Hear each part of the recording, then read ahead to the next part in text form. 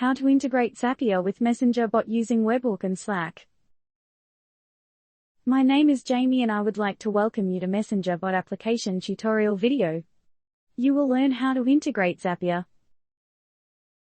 with Messenger bot through its third-party application Webhook. You will learn how to use Webhook with Slack. The Webhooks by Zapier trigger supports sending more than a single trigger event per webhook request. You can send an array of properly formed JSON objects and will trigger the Zapier once for each object in the array. It triggers the actions 3 times, once for every object in the array. Therefore, let's make our Zapier with Webhook for our Messenger bot. First, log into your Zapier account. If you don't have Zapier, make an account to use its features to integrate Webhook to Messenger bot. Click the Make a Zap to make your first Zapier. Provide a name to your Zap.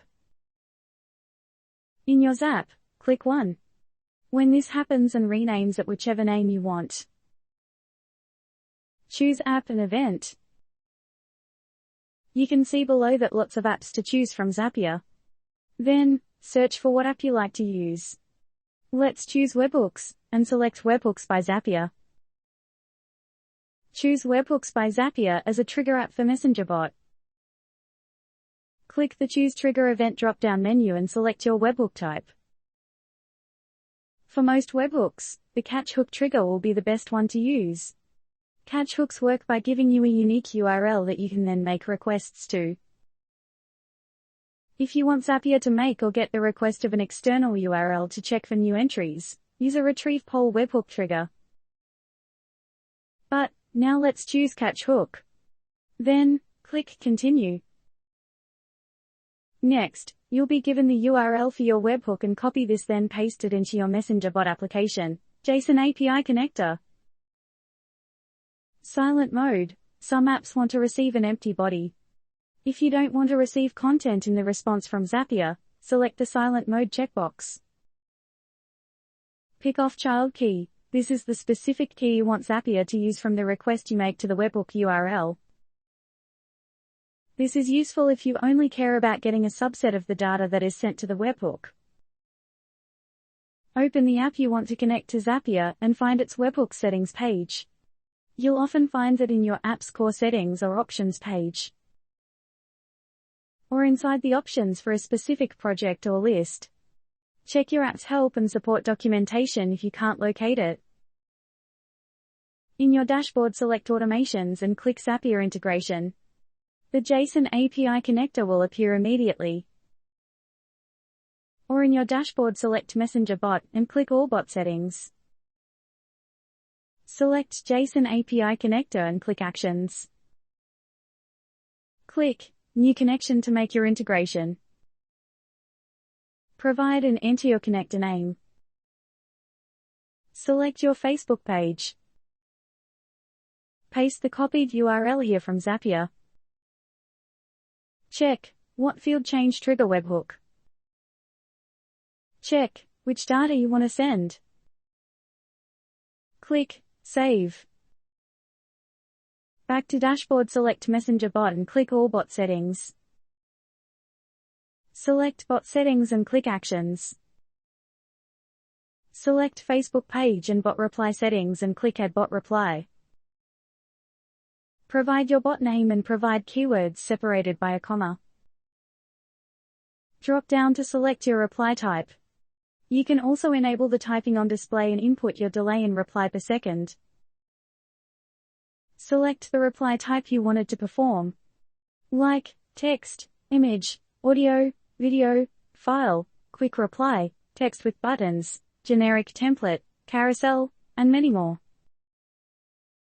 Provide your reply message. Choose the button type. Name your button text, and you can add more button or add more reply.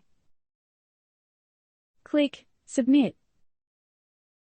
Now, let's check if the webhook really triggers.